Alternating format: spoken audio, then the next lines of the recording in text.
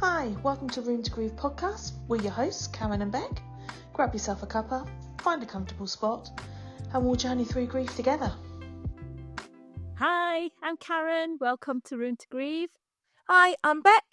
So, just me and you again this week, having a little chat. Yeah. It's just a run up to Christmas and stuff, isn't it? Everything's a little bit harder. So, we're just dialing things down a little bit, I think, aren't we? Because it's just a lot easier to process stuff. Because there's only so much room in the brain to deal with things. And I'm not as angry this week.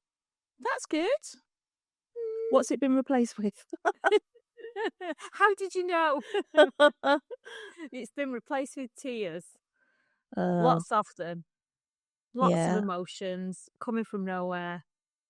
So today is my son's 21st birthday. Yeah, happy birthday, Niall. Yeah. He's difficult, to say the least. The situation's difficult. And the last few days I've spent in like panic mode to try and make it special for him. But there's no way to sugarcoat it. Everything is tainted. Yeah. Everything has a sadness to it. And it's annoying. We can't it's dead easy for somebody to say, well, just celebrate his birthday. We can't. No, and it's like when I texted you this morning, I wanted to say, oh, happiest of birthdays to Niall. And then I thought, well, I can't really write that because I know it won't be. No matter how hard you try, it just won't be. No, it's not. Even writing his card last night, I know I put his writing his card off right till the very last minute before I went to bed last night. And I just put from Mum and Dad. How can you put from Emily as well? Because you'd upset him either way. To see his sister's name on the card would upset him and spoil the day. Yeah. Or will it upset him because it's not there?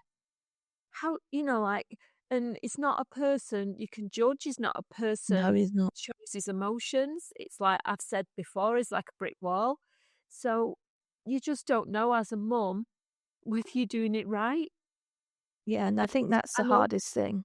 We've always said that there's no right and wrong. We go through that numerous times, I know, but if there's a manual, can I have it? You still want to do your best for your kids though, don't you? It's that whole motherly instinct, and you still want to protect them, but like you said, they're just a brick wall, they're a closed book, and that's fine because it's their grief to manage. But I'm a control freak, and I always feel like I need to understand what's going on in their head in order for me to provide for them what they need from me, because otherwise it's just a total guess game, isn't it? Yeah. And then you just worry about doing it all wrong, like you say, and it just adds to everything. I think that's a natural instinct to want to, like we say when we're first grieving, we don't want to be fixed. We can't be fixed, but we're still trying to fix our own children, of course, or our husbands, our partners who are left behind with all the turmoil that we're left with whoever's gone. And as much as we say, oh, don't try and fix us, we still do it. We still do it to each other. Yeah. If you're upset, I've got to cheer Bec up. Yeah. And I know at the end of today, I can't make you better. It's painful to watch though, isn't it? And to watch your own child as well.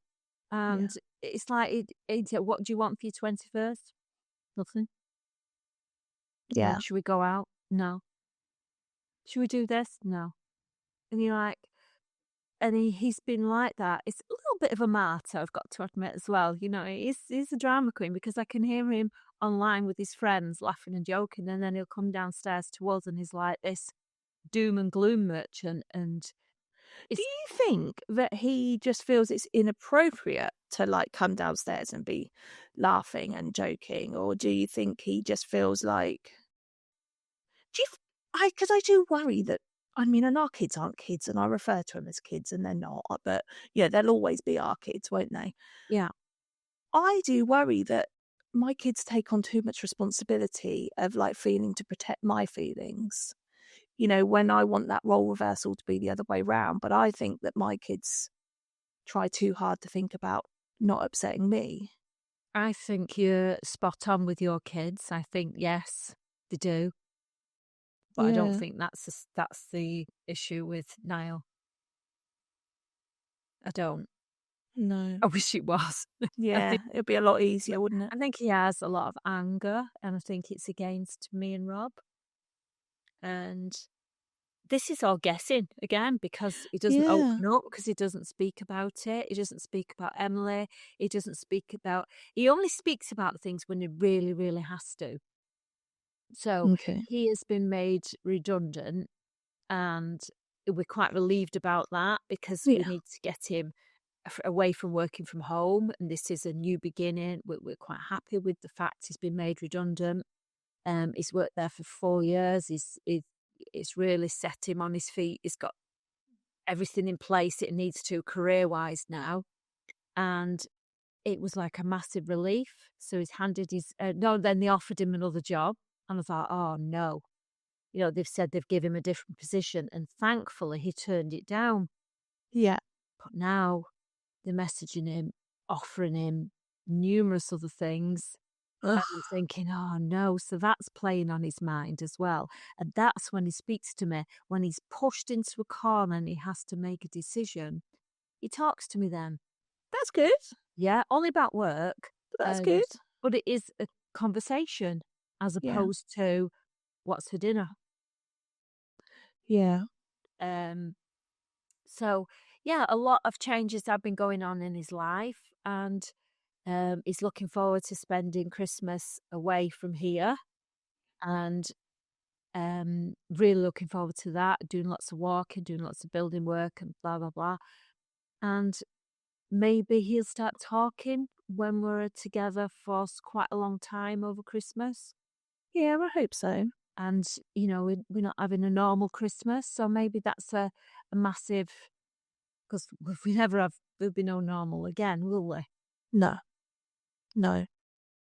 I know you're trying with Christmas this year. You're going to try and, but it still won't be normal. It still won't be the same. No, it won't be. But I'm conscious of, like I was just saying, that my kids try and behave differently around me, for me. So I'm just trying to do that back, really, and give them the Christmas that they should all still be having. We randomly were in shops yesterday, and Simon said, I think we should all do a Secret Santa at Christmas. And I was like, right, okay. He was like, I want to buy some little mini stockings, and I want to hang them on the fireplace, and I want to put everybody's initial on them, and then everybody gets a Secret Santa, and they put their present in it. And he said, do you think that's a good idea? And I just stood there, and you think, I don't know how to have this conversation in the middle of the shop and not sob my fucking heart out. No, I'm going to cry now. I know. And he was like, is that not a good idea? And I was like, no. And he was like, oh, why? And I was like, and he just looked at me, and I was like, because who's going to put a present in Bradley's? And he went, oh, fuck. And you could just see, then the pain in his face of, why didn't you think about it? Yeah. Yeah. So then he was like, so then we're both crying for completely different reasons in the fucking shop. But, and it's just like, that was just him trying to find some fun and some other normality in Christmas, because we were saying, let's get a nice tablecloth for the table and let's make it all look really pretty, and just trying to be normal. And you just can't, can you? Because it's just like you said, you can't force normality, you can't force happiness. All you could do, I think, on the day is say, just constantly, Bradley this, Bradley that, and because I think it will ease any tension. Last year we put, the big placards that you had done with the big pictures, we put them on a chair at the table, with some remembrance candles and stuff, and you know, it sounds stupid to say it out loud, but like, I know, it just sounds stupid. you know, we gave him some food and a little drink, and like, it sounds fucking ridiculous to say it out loud, but Did he have a cracker? yeah, he did have a hat. We pulled his cracker and put his hat on his picture, and I'm aware of how silly that sounds, but you have to do what you have to do, don't you? Of course you do. Of course you do. I can't remember. I think I had somebody coming and measuring up for. Was it? We had to go into Emily's bedroom, and I can't remember what it was for. And I'd forgot to move a placard, and because it's on the stick thing, you can put it in various places, as you know. And it was on a bed, and like where she would lay, you know, upright on a headboard. And this guy came. I can't remember what he was there for, blinds or something, like measuring for blinds or something. I can't remember. And I thought, oh shit, I've not moved Emily. And I could see, and I thought, I'm going to have to say something. And it's one of the few times I had told somebody within 5 seconds of speaking to them about Emily. So I'm there thinking, oh, what do I do? Yeah. So now I always think, right, if anybody's like, say if you're coming to stay, you use that bedroom now, and I will move the placard, but it wouldn't matter for you anyway. Well, no, because you always put it on the bedside table, so I like that. I talk to Emily. Yeah, I move it or put it on a chair, that big fancy chair in the corner, because I know this is mental. It snowed the other day, so I moved a placard so she could see the snow. It's not mental at all. I do the same thing. You know, if you can go in the room and say, "Morning, sweetheart, it snowed. I know you love the snow," and face it so she can see the snow. Yeah. What harm does that do anybody? No. Because then coming home on Friday night, it was coming down the snow like you wouldn't believe. And Rob pulled over and he said, all right, I'm just going to get some beers from Tesco Express. And as I'm sat in the car, it'd been fine. We'd been chatting. We're saying, oh, well, the snow's coming down, blah, blah, blah. And about 4 teenagers walked up on the left-hand side going next to my car with sledges. Yeah. And by the time Rob got back into the car, he was like, what's the matter?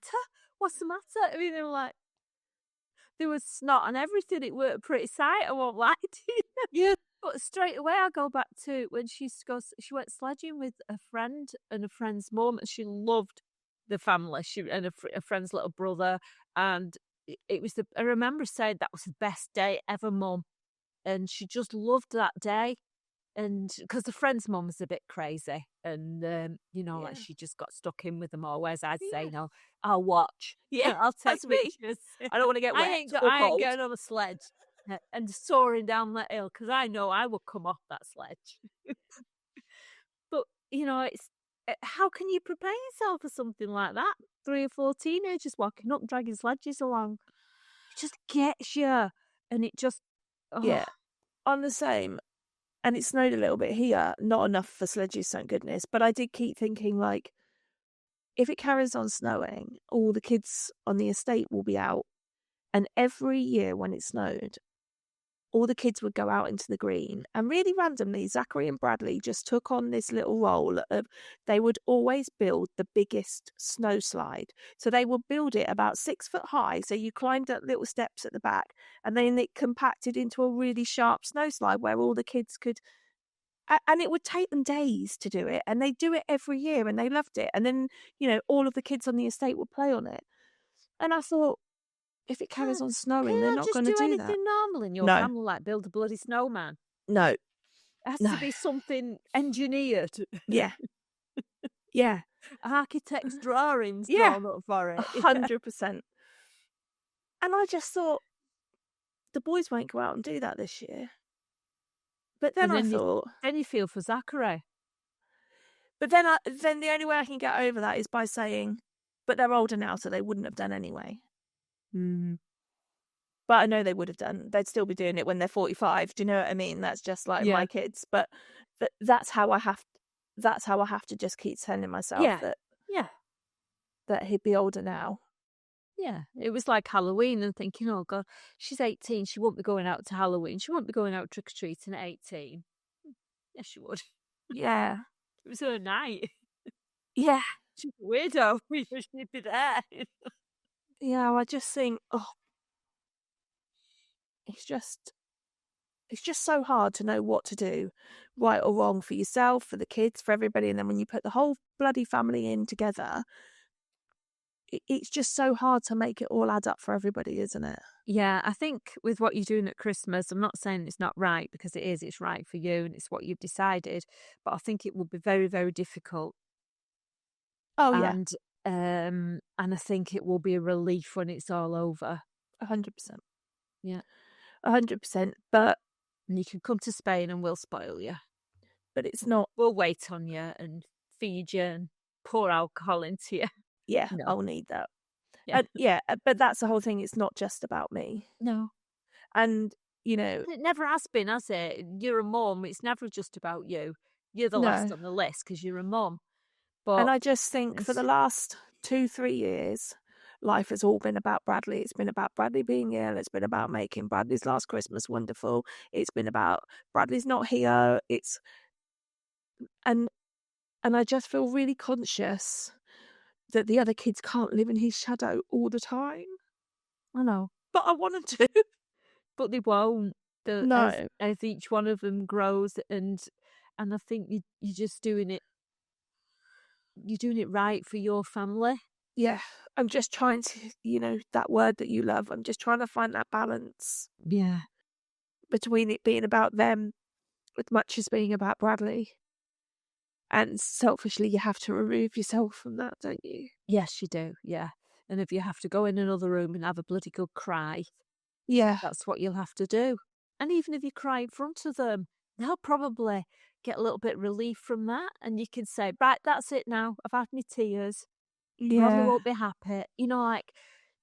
Maybe you don't have to hide it from them. Maybe that's what they want to see. And it sort of gives them permission to cry. From my girls, I don't. And I can Zachary, gauge. Yeah. And Simon. Yeah. I can gauge with my girls. And I can kind of figure out where they're at emotionally and kind of when I need to dial it back or when I'm okay to, be kind of a little bit more upsetting than but Zachary is just that Niall. I mean, he still chooses to leave the house. The last few things that we've done in memory of Bradley, Zachary hasn't joined in. Right. His choice, and I would never force him. And it's not because he doesn't love his brother or anything. It's just because he's only been down to Bradley's bench once. Okay. And could he have gone and you don't know, and he just doesn't want to talk about it, but he has still done it.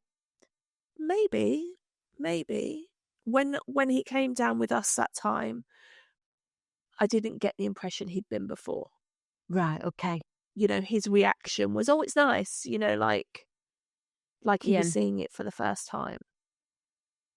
And I don't think he's been since. But it's that what we were just talking about right at the beginning. It's so hard to back off a little bit and let them do it their way. Because as a mum, you want to say, have you been to his bench? Why haven't you been to his bench? Are you sad when you go to his bench? Does it make you happy when you go to his bench? To not fire all these questions at them is very, very difficult. And taking a step back is one of the hardest things to do. Because you want them, that the more we talk, it helps. Yes. It helps us. We know it helps other people. We know it helps Simon. Yes. And Simon would be open to talking to a professional. For somebody like Simon, who's quite headstrong and quite set in his ways, to admit to that is absolutely massive. It is. Simon's really not coping, and I don't know whether it's because it's a build up to Christmas or he's had health issues, hasn't he? Yeah. He's not been very well, so that's compacted everything. He's got 2 or 3 doctor's appointments this week, which will hopefully try and find out, some solutions. Put his mind at rest. Yeah, and help him feel a little bit better. But the brain fog that he is going through at the moment, and selfishly, it's making life impossible. Right. He's overwhelmed by everything, by the smallest of things. Like Morgan wants her room doing for Christmas. She wants all new duvets and, lampshades and lights and things. And we just went shopping to go and find her whole load of bits that she wants in her room because she wants to just change it all and do it all up. And then she asked for a shelf, and we were looking at the wood in B&Q, and I was like, well, we could have this wood and you could just ask the guy over there because they cut it for you for free in B&Q. Yeah. And I was like, you could just ask the guy over there to cut the wood. And he just stood there, and I was like, what's up? And he was like, would you just stop talking to me? And I was like, why? He was like, I just can't think. And I was like, we just need to cut the bit of wood. And he was like, my brain can't work it out. And I was like, I'll work it out for you. And he, when you think, we just need to get this wood cut and leave. We see, that's the trouble. That's when you need to stand back and think, I know. Right, it's overwhelmed. But you can't because you're there and you need to get it done. Yeah. And then Morgan was like, well, don't worry, I don't want the shelf. And then he was like, why don't you want the shelf? I thought you wanted the shelf. And then he starts shouting at her. And then she's like, it's okay, I didn't want to make me out about the shelf. Yeah. And then she was like, I didn't want to make you angry. And he was like, you haven't made me angry, I just don't understand. And then we end up having this whole family fucking row in B&Q over something so simple. But you can just imagine it, can't you? Yeah, I can picture you all there. Yeah, like, it was just like... We went to Wickes. Oh, this is ages ago. We've got to finish to get our house on the market. We're going to finish the front side of the decking. Yeah. There's this great big drop, so I've got this idea to put these slats on, and they come in panels at Wickes. I thought I'll just paint them black, and that'll be the easiest option. So we went, and he stood there and he's going, I just don't know what you mean. And he's rocking. He's doing this rocking. Exactly thing. that. I don't know what you mean. I just don't know what you mean. I can't picture it in my head. Yeah, well, starts I can. holding their head, screwing their faces up. Yeah, doing that. Exactly so I said, I can picture it. So all we have to do is we'll get one panel and I'll put it on for you and I'll paint it and then you can picture it in your head and then we can finish it off. No, it's not going to work. But he kept repeating it and it was the repeating it that was annoying me. Yes. So I'd got this, I pulled it off and it's like 6 foot panel. It's only narrow, like 4 foot. So I'm pulling it out. And I said, right, there's so much and it'll cost so much. And I'm thinking, right, don't give him all the information just to get this one panel. So he said, no, you're wrong. Right. So I threw the panel at him. And I was really annoyed because it didn't have the impact that I wanted. And I knew myself, stop, Karen, you're overwhelming him. Just come back tomorrow and get it.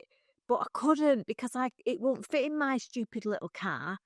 And also, like you time, say, you're you there. You're in the shop. That's then an overwhelm for you because you've got to fit in extra stuff again to do tomorrow. And I kind of feel like, I really struggle with brain fog. I really struggle with processing stuff too. But I feel like I also don't have any other choice but to coordinate this fucking house somehow and for us to do stuff. Whereas he just stands there and has a meltdown and it's like, I can't do it. And everything has to stop and deal with their meltdown. Yeah, but nobody deals with your meltdown. Yes, exactly that. You text me and I go, yeah, it's a meltdown. And I don't know. I don't know how we deal with that. I don't know whether whether maybe he does just need to see somebody, whether he does need some antidepressants. I don't know because it's getting worse, not better. And I think throwing Christmas into it as well, I was going to say, why don't you wait till do with one thing at a time? Don't start thinking you got Christmas, you got this, you got that, and then you got February, Brad's birthday. Right, stop doing all that and just think, get Christmas over with. Get the doctor's appointments over with. Yeah, because he's really panicking about that. Yeah, he will do. He will do. He's convinced himself he's dying. I mean, he's not. But, But so many people do, and it's such a fear. Like when you've been through what you've been through, anybody that's lost anybody, it's automatic, isn't it? That you fear the worst. Yeah, I mean, we went for dinner with some friends yesterday and they were saying, is Sydney having a baby or anything yet? And I was like, oh no, but her best friend is, that's all lovely. And I was like, whether that will change Sydney's mind. And they were like, why? And I was like, well, when Bradley died, Sydney said that she didn't want to have a baby because she didn't want the baby to die. She didn't want to have a child and it die. And they were like, oh, that's a bit of a silly attitude to have. And I was like, is it? I was like, it's our reality. And they were like, yeah, but what's the likelihood of that happening? And I was like, what was the likelihood of our lovely, healthy children? Yeah, it's not a pie in the sky thing for us. It's not something that happens to other people. No. You know, it happens and it's life. And then you do suddenly realise that we aren't all immortal and that we are all going to die at some point, and it could be at any time, literally. Yeah. And it just, you don't lose that, do you? You know, that doesn't lessen. That I don't fear. think. I don't think that fear will ever go. No. You know? And it's like if when Niall's down, when he comes down and as he is, it would be very easy for, I would say, a normal family, because we're not normal anymore. I would say normal family saying, oh, I don't know God, whether you ever were, but let's be honest. I was. I was a bit normal. And, you'd sort of think to yourself, oh, God, he's in a mood. What's happening? Something happened there at work, blah, blah, blah. But you can't when you've got so much going through your mind, you automatically go to the worst thing. You think you're scared that they're suicidal. Yeah. And that fear is in me constantly. Yeah. Of because he doesn't talk, because he I'm scared. I really, really am scared. And same for my husband. I know it sounds dramatic, and I'm probably a million miles off the truth, but hopefully I am. But I do think it. I think because they're not talking, because it's not coming out, where's it going? Yeah. And it scares me. Yeah, I get that. I'm just the same as Zachary. Because I just don't know when he's going to explode. I'm waiting. I'm waiting for him to just completely melt down and not cope. Yeah. And I don't know what that looks like, and I don't know when that will happen, and it might be in 10 years' time. But I worry, the same as you, what that will do for his mental health. Yeah. Might be when he has his own children. It might be when his children were poorly, or a partner was poorly, or because your mindset just does go to worst case scenario. Yeah. I know, like, Zachary, I think I've said before, Zachary's totally given up drinking. Him and his girlfriend, they haven't drank since the end of July. Right. They don't drink anymore. And I think because Zachary's only drank once since Bradley died anyway, and that was around June, July time. It was a football time, and he couldn't cope with it. And so now neither of them drink. They haven't drank for months. They spend a lot of time walking. They went to the Lake District a couple of weekends ago. They went to Wales on Friday and walked in Wales on Friday, Saturday. They just... That's good, isn't it? Because that's like a kind of therapy, isn't it? They've made that concerted, that decision to do that, and then the concerted effort to go out, get fresh air and walk. It is, and it is very good for you. Yeah. I just worry that, I don't know, I just worry that that's enough. not normal behaviour for a 22-year-old, like... Yeah, but it's not normal. It can't be normal after what's happened. It's his normal now. Yeah. And it's so much better than going the other way. After drinking, drugs, and antidepressants and whatever else he might throw in. Not saying it's wrong to have antidepressants, but he's doing it a different way. Yeah. Yeah. I find I still do that a lot, look for silver linings. As much as we say there isn't any and there shouldn't be. And... Why shouldn't we be allowed that? If we can find a little silver lining every now and again, that's good. Isn't like... it? Why shouldn't we look for silver linings? I don't know. Why would you come out with that? Go on, your therapist. Go on, tell me. Tell me, Mrs. Hadman. It's just why would you come out with that? Like everybody says, you're allowed to just think it's shit that they died, and it's allowed to just be shit. But I just find myself reasoning with myself all the time and just being like, be grateful you had 18 years and be grateful you had a really close relationship with him and be grateful that, you were the one that he wanted with him and that you would, and I just thought that why do I have, like, why do I do that? Like, because we're mums and we're normal and... Yeah. I sent you that picture last night that my mum had found of now when he was little and he was dressed up as Sporticus from Lazy Town with his little moustache on sideways. It was a gorgeous picture. And I sent it to my friend Joanne this morning. I said if we could just turn back time. I said I wouldn't do it any different. Knowing I only had her for 16 years, I would still not do it any different. Because in those 16 years, I couldn't have been closer to her. I couldn't have spent more time with her. I know. I couldn't have made her life any better. I did it, and I did it bloody well. Yeah. And she loved me.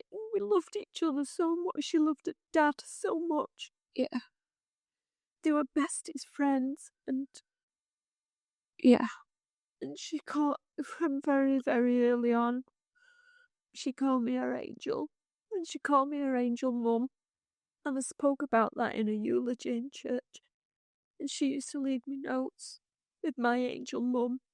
And there was always on the toilet roll. And you go for a wee and it'd be there. And I think, That's cute. Another bloody note. They were everywhere. God, I wish I kept them notes. Yeah. Yeah. But I'd still do it again if I had to. Yeah. And I wouldn't do it any different. We did it with humour. We did it life with love, humour, fun, everything. Yeah. There is nothing I would change other than him being ill. No, that's the only thing, and that was totally and utterly out of our control. Yeah. And so, I feel the same as you. I had 16 and a half years. Yeah.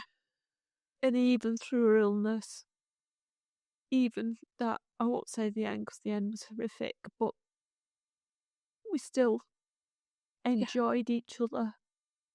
When I took her to Spain and we were sat on the steps of the pool and she just sat next to me, she couldn't swim, she didn't have the energy to swim, but we got her in the pool and whatnot. And she just said, Mum, thanks for bringing me here. I didn't realise how much I needed this and I love it. And just something so simple as taking her on holiday, and on a holiday where she couldn't do anything. She couldn't go walking or anything like that. And literally we walked from the pool to Sue's villa, and she was so happy. And then she'd go back and sit on the settee when it was too much, and she had a little corner spot on the settee. And then her Auntie Lynn come and they played cards and games and stuff, and she just loved it. She just absolutely loved it. She didn't need taking to all fancy places or meeting people. She was just so content with what she had. Bradley's just the same. Just wanted to be with her mum and dad. Yeah. Yeah. Weren't going to cry today. No, I wasn't. Didn't bring a tissue or anything. Oh, perhaps we just needed a bit of a therapy session today. Yeah, I think it's done us good today. But Niles actually said he wants to go out, wants to go to a that's place good. with Manchester. Yeah, but I don't like Manchester. No, I know you don't. It's not about you, remember? Yeah, but I've told him it's booked up. Oh, you're such a fucker. So where are you going? See, he's not bothered. He likes the food. You know what? He's quite a foodie, isn't he? Yeah. And he's very, very fussy. So I found another place which is really close to us in Marple. We've never been before. I like that there. That's one of the towns, villages that Simon liked. Right. Yes. So that's where we're going. Well, we've had a good week this week. We've seen each other this week, haven't we? We've been out. Oh, yes. Can I just say, I've had my medal for bravery. You did so well. Karen went on the train by herself and met me at the NEC. So that was quite an achievement, wasn't it? Yeah, because I am a bit of a mad ass and I don't like doing things on my own and I get scared and I get nervous. No, it was good. I don't like travel. I got to Spain on my own and I'll drive around Spain, but I can't go from Manchester to Birmingham without a, like a Yeah, that's really weird. injection. You'll drive around Spain, but you won't drive anywhere in the UK. Like, I do drive in the UK. I just no, but don't like it. I wouldn't drive to distances, yeah. Birmingham. No, that's what I mean. wouldn't drive. I only drive where I know. Yeah. But we met at the NEC, didn't we? Yes. And your dad joined us and we. Yes. Yeah. Yes. And we had a fantastic day. It was so useful and so educational, with excuse a pun, but it really was. It was the Schools and Academies Education Summit, wasn't it? And it was just so insightful. We sat through lots of talks with lots of professionals and leaders in that sort of space, didn't we? And how the King's curriculum review that he announced back in July is all about looking at children holistically from a well-being perspective. Because I think somebody said something about, we have this generation of kids that currently is our most academic educated children we've ever had, but they're our least thriving generation of kids we've ever had. Yeah. And, we need to start looking at kids as a bit of a whole and addressing their well-being in total. Which fits right into our yes future and everything that we've got planned, doesn't it? Yes. And what's more important, you got to get this across. We made 3 people cry. We did, unintentionally. We thought we were being funny, but it didn't turn out that way, did it? Yeah. I was quite shocked.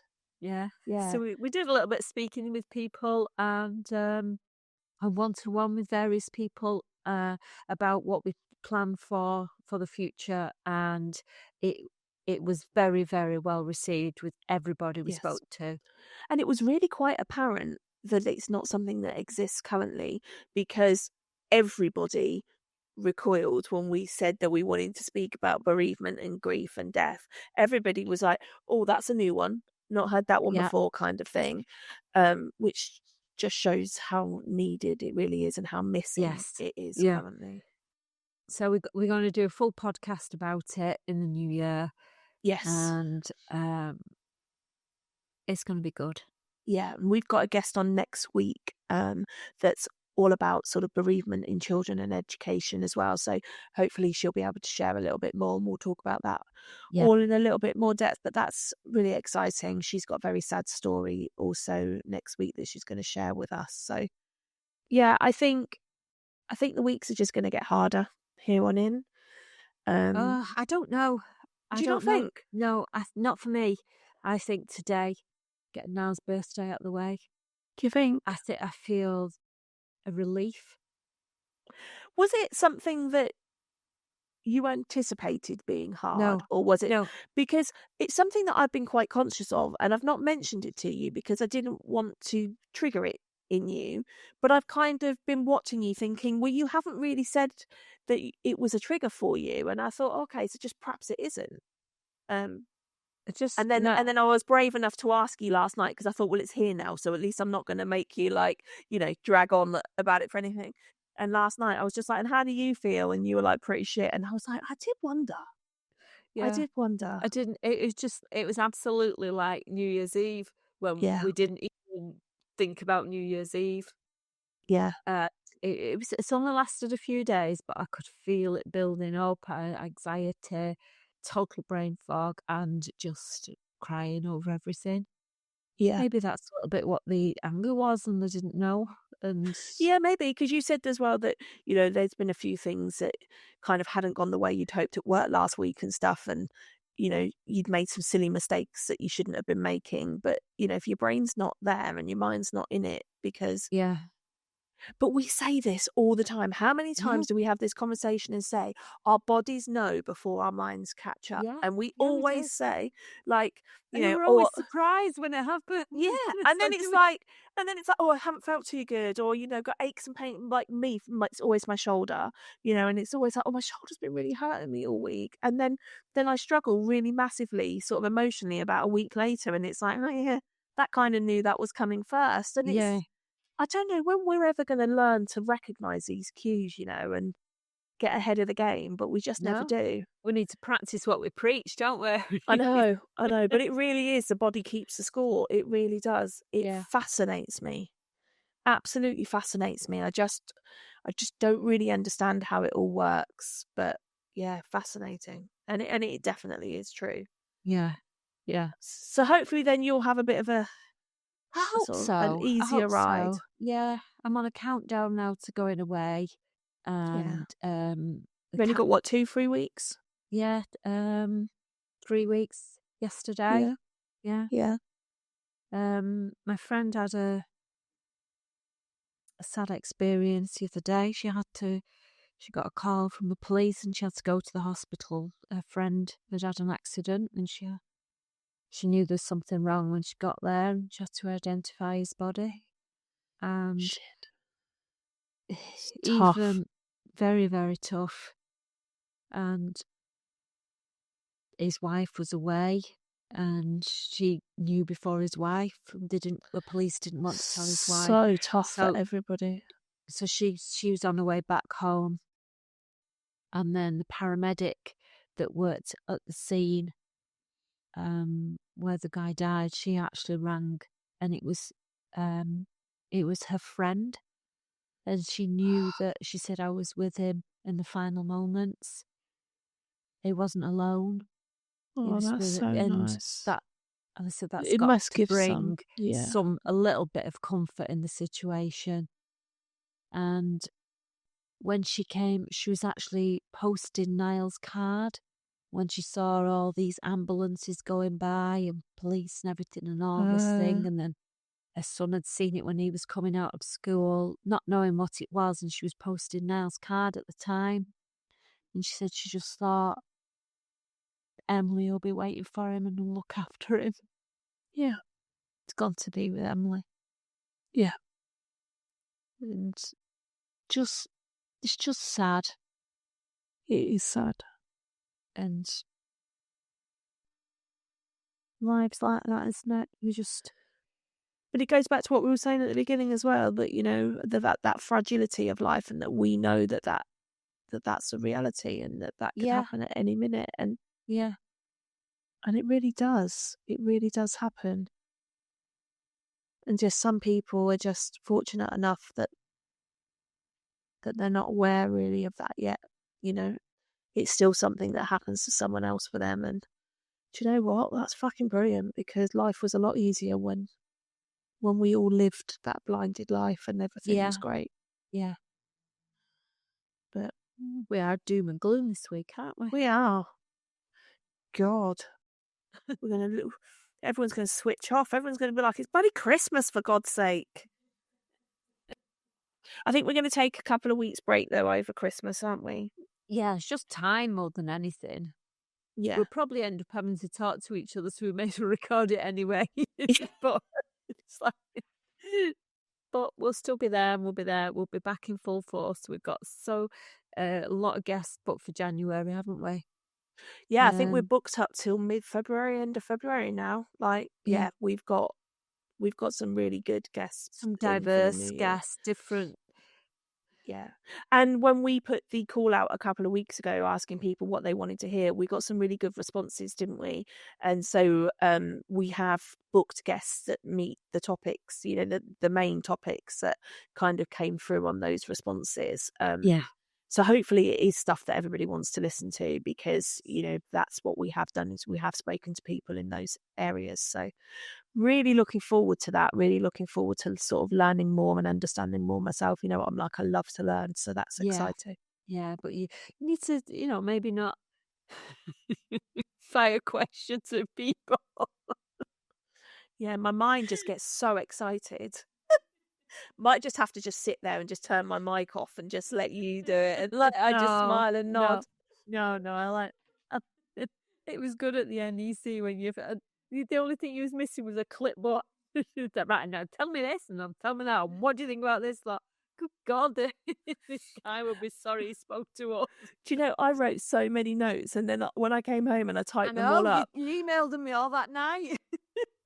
and I wrote them all out in one email, and I sent it to you with links to everything. And then I was like, oh shit, I found another couple of pages of notes. I was like, oh God, send you another one. So I sent you the second email. I was like, oh, have you sent me another one? Have you sent me? Yeah, I sent you two. Who knew we knew that much stuff? Yeah. Like, yeah, we learned loads. It proper excited me. So it was good. Yeah. It was good when we was told it was a comedy duo. Oh, that wasn't funny. Got told we were Morecambe and Wise. Now, I don't know who Morecambe and Wise are, but apparently I'm the short, fat one. I mean, it's not wrong because I am the short, fat one, but I just wish I knew who Morecambe and Wise was. I might have to go and Google it. Stick a little picture up. I think I'm actually only about half an inch taller than you. Yeah. But it's nice not to be the short, fat one for a change. But we still made people cry, so, you know. Great. And I think really what we should, there's tears in the eyes, we should be able to have that as a count as well. Yeah. Yeah. You know, if they don't fall, I think we could still have that as a count. And we actually met a guy whose niece had died from DIPG, didn't we? Yeah. From the same as what Bradley and Emily had. You know, it's just sad that there are so many people that it touches, you know. And it's supposed to be a rare cancer that's supposed to just, you know, not affect many kids, and it doesn't, you know, warrant funding and stuff from the government and from cancer institutes because not enough people are affected by it. Yet we rarely get to go somewhere where we don't know somebody who doesn't know somebody, you know, and that's not enough. But anyway, that's a whole nother podcast, isn't it? But right. Well, I think we've depressed people enough this week now. We have.